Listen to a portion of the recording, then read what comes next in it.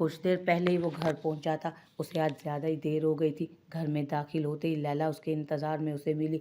उसे खाने से मना करते वो स्टाफ को सोने का ऑर्डर देकर अपने कमरे में दाखिल हुआ, जब अचानक उसके रूम का दरवाज़ा धाड़ से खुलकर उसकी पुश से टकराया। वो ऊपर आते ही पहला कमरा अपने मॉम डैड का समझकर दाखिल हुई, मगर अंदर दाखिल होते ही उसे अपनी गलती का बुरी तरह एहसास हुआ। हाउ डेयर यू, मैंने मना किया था। वो तैश खाता पलटा के अपने सामने मौजूद अनजान लड़की को देखकर ठिठका कि उसके धारने पर वो सटपटाकर बाहर निकलने की जगह दरवाज़ा बंद कर गई। कौन हो तुम? वो उस अनजान लड़की की जुर्रत पर हैरान होता उसकी तरफ कदम बढ़ा गया कि उसे अपनी तरफ आते देख वो बेसाख्ता 2 कदम पीछे होती दरवाजे के साथ चिपकी। आई सेड कौन हो तुम? वो मैं तो मलिक इस हद तक गिर जाएगा। नाइस मगर फुलिश प्लान। गर्दन नफ़ी में हिलाए वो फौरन से अपनी जेब से गन निकाल कर उस पर तान गया। इस अचानक उफ्ताद पर अरीन की ज़ोरदार चीख कमरे में गूंजी। चिल्ला लो मगर इसका कोई फ़ायदा नहीं, आवाज़ इस कमरे से बाहर नहीं जाएगी। बेहतर है बता दो कि किसने तुम्हें यहाँ पर भेजा है। उस पर गन ताने वो उसके बिल्कुल करीब आया, जबकि वह अब रोने का शुगल जारी कर चुकी थी। बोलो लड़की, तुम्हारे आंसुओं का असर नहीं होगा मुझ पर। वो घुर्राया, जबकि उसके कहने पर अरीन ने पलकें उठाकर उसे देखा और हाजिम ने बेसाख्ता हलक तर किया था। उसकी आंखें, ये बादामी आंखें। वो ज़हन पर जोर देने लगा। मुझे छोड़ दें, मैं सुबह ही वापस चली जाऊंगी। बट वो दादी की तबीयत, वो उखड़ी हुई सांसों के बीच में बोली। कौन दादी? हाजिम अब भी नहीं समझ सका। दादी आयमा दादी, उनकी तबीयत बहुत ख़राब हो रही है। मुझे लगा ये रूम डैड का या बड़े पापा का होगा, इसलिए मैं आ गई। अब के वो हिचकियों समेत अपनी पूरी बात मुकम्मल कर गई थी कि उसकी बात समझ में आते ही हाजिम के तासुरात ढीले पड़े, मगर अगले ही लम्हे वो वापस उसकी तरफ पलटा। डैम इट, क्या हुआ दादी को? वो उससे आगे की उर्दू आती वो से आगे की उर्दू आती भी है तुम्हें? वो उसकी एक ही गर्दान से उकता कर बोला, जब वो उस वक्त घबराहट में उसे कुछ नहीं सुना पाई। वो अपने रूम में बेहोश हो गई हैं। उसके कहते ही आयमा बेगम के रूम की तरफ वो भागा। कुछ ही देर में डॉक्टर ने आकर आयमा बेगम का चेकअप शुरू कर दिया। इस दौरान वो आयमा बेगम के बेड पर एक साइड पर परेशान सी बैठी थी, जबकि हाजिम की सारी तवज्जो डॉक्टर पर थी। उसने किसी को भी उठाए बगैर डॉक्टर को बुला लिया था।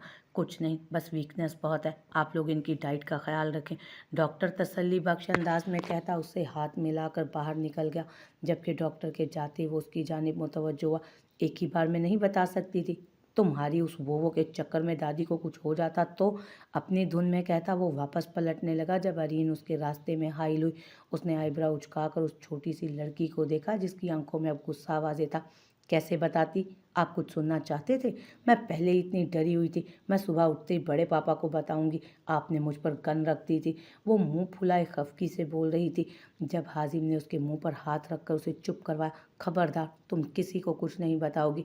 मैं बताऊंगी, क्या कर लेंगे आप? वो अब अपने असल रूप में सामने आती गर्दन अकड़ा कर बोली। उसके इस अंदाज पर हाजिम ने सताइशी अंदाज में उसे देखा। मुझसे जिद मत करना छोटी लड़की, मैं लोगों के लिए अच्छा साबित नहीं होता। उसकी बादामी आंखों में झांक कर ठंडे लहजे में कहता वो बाहर निकल गया। अपने अल्फाज से वो उसे डराने में कामयाब ज़रूर ठहरा था। क्या था ये? खुद से कहती वो वापस से आयमा बेगम के साथ आकर लेट गई थी। मुझे छोड़ दें, मैं सुबह ही चली जाऊंगी। वो रूम में आकर सोने की नीयत से बिस्तर पर लेटा, जब उसके अल्फाज उसके जहन में गर्दिश किए थे। बेसाख्ता वो सर झटक गया। न जाने वो उस लड़की को क्या समझा था। सुबह का मंजर सब्ज हवेली में आम दिनों की निस्बत आज ज़्यादा पुररौनक समा पेश कर रहा था। हमेशा की तरह टेबल को भरपूर लवाजमात से सजाया गया था। आलम खान आकर सरबराही कुर्सी पर बैठे, जबकि इकबाल खान को उन्होंने अपने साथ दाएं तरफ बिठाया था। Good morning mom. लैला उसे देखकर उसके पास आती मुअद्दब अंदाज में बोली, मेरा नाश्ता मेरे रूम में ले आओ। वो एक नज़र नाश्ते की टेबल पर डालती तल्खी से देखती पलटने लगी। रुको लैला, मॉम सबके साथ ब्रेकफास्ट करेंगी। हाजिम की आवाज़ पर वो ताज से पलटी। तुम मुझे ऑर्डर दे रहे हो हाजिम? वो खफकी से उसकी तरफ देखते हुए बोली। उनके अल्फाज पर हाजिम ने अफसोस से अपनी खूबसूरत माँ को देखा। मैं ऑर्डर नहीं दे रहा मॉम, मैं बस इतना चाहता हूँ कि आप हमेशा की तरह मेरे साथ नाश्ता करें। अब आप लोगों के लिए अपने असूल तोड़ेंगी? वो उन्हें हैंडल करना जानता था। हाँ सही कहा, मैं क्यों इन लोगों के लिए अपने ही घर के असूल ख़राब करूँ?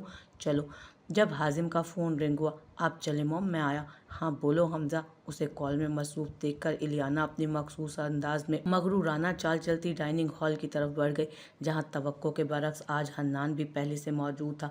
उन सबको पुरसकून माहौल में नाश्ता करते देख वो नागवारी से आलम खान के साथ रखी कुर्सी खींचकर बैठ गई। अस्सलामुअलैकुम भाभी। अस्सलामुअलैकुम बड़ी मॉम।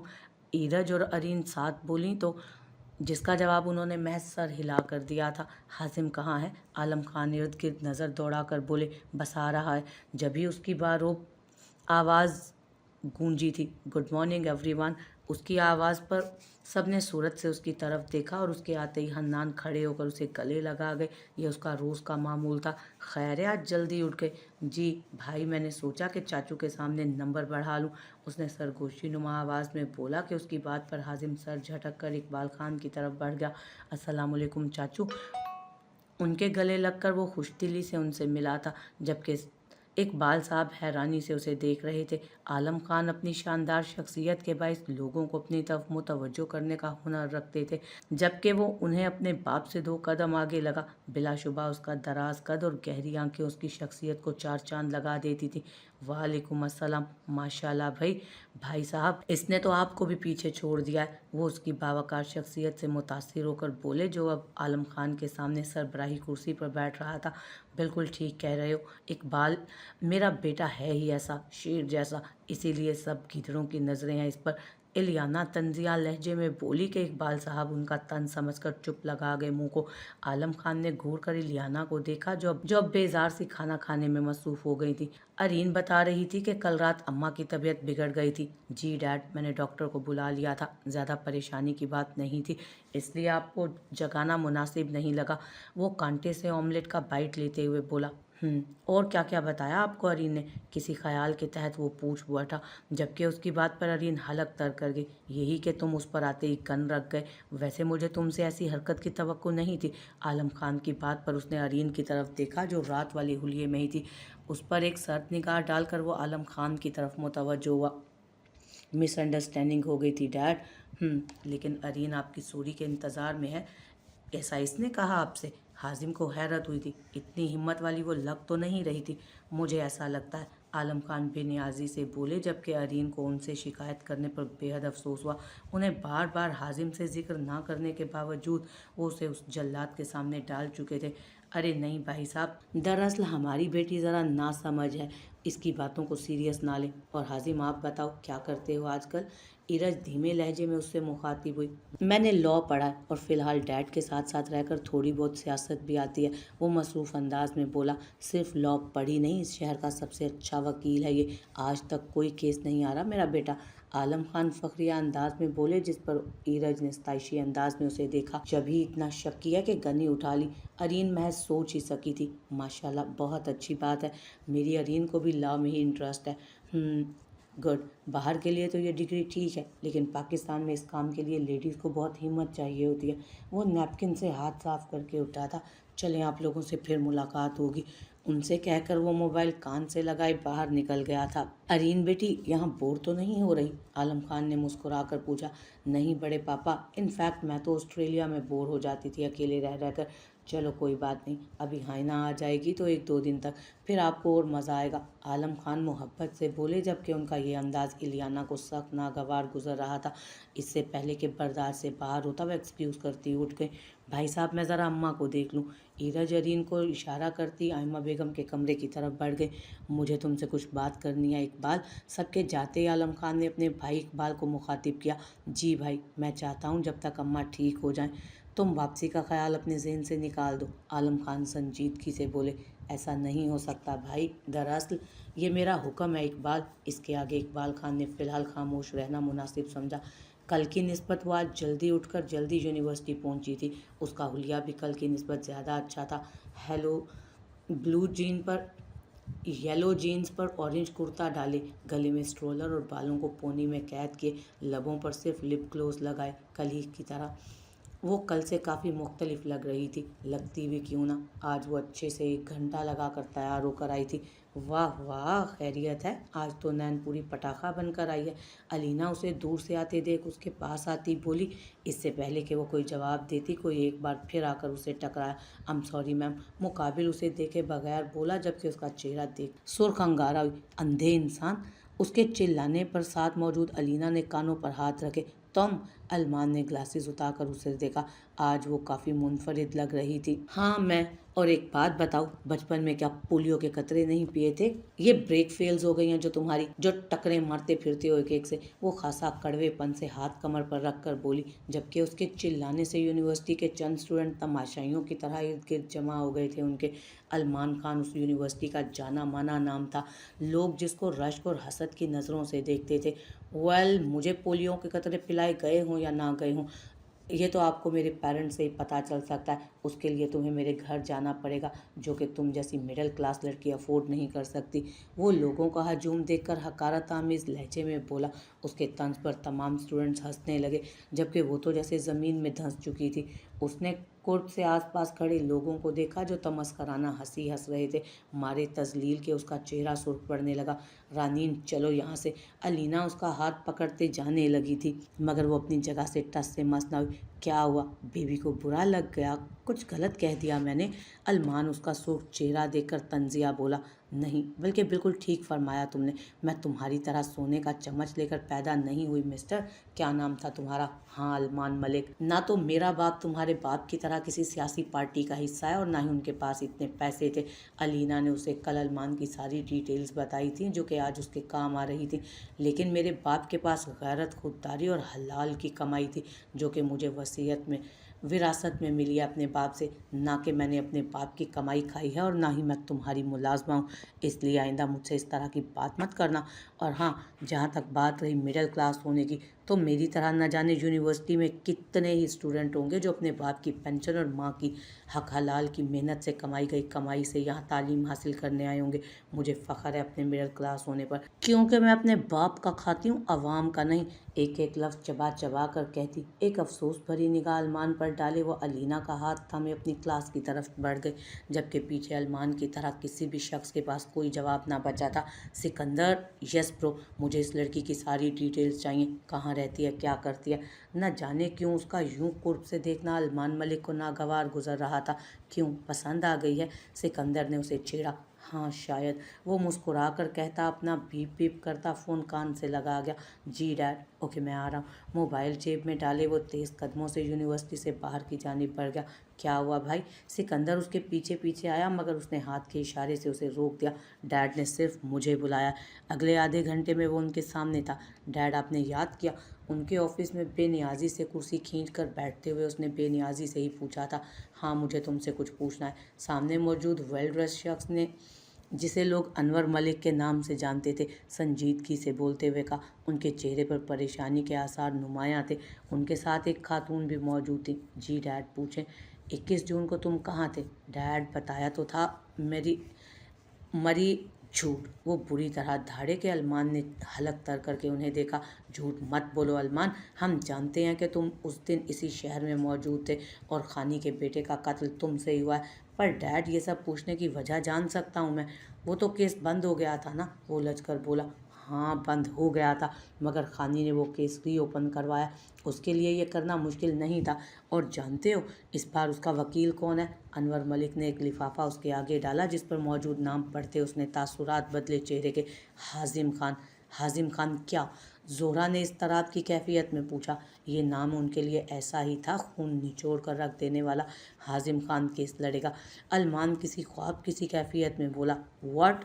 ये क्या कह रहा है मलिक साहब? आप ही बताएं। ठीक कह रहा है, ये केस अब हाजिम खान हैंडल करेगा। इतना भी मुश्किल नहीं है, आप उसे कुछ दे दिलाकर इस केस से हटा दीजिए। जोहरा कंधे उचकाए बोली। उनके मशवरे पर अनवर मलिक ने उन्हें गौर से देखा। अहमक औरत, वो साबका वजीर आला का बेटा है, उसके पास भला पैसों की क्या कमी? वैसे भी वो कभी रिश्वत नहीं लेता। आह इलियाना, पहले तुम मेरे पीछे पड़ी रही, फिर तुम्हारा शोहर मेरे शोहर के पीछे, और अब तुम्हारा बेटा मेरे बेटे के पीछे पड़ गया। कुछ करें अनवर, मेरे बेटे को कुछ नहीं होना चाहिए। अनवर मलिक से कहती वो अलमान के पास चली गई, जो आंखें सुकेड़े किसी गैर मर्ई नुक्ते को देख रहा था। मैंने सुना है आलम खान की एक बेटी भी है जिसमें सबकी जान बसती है।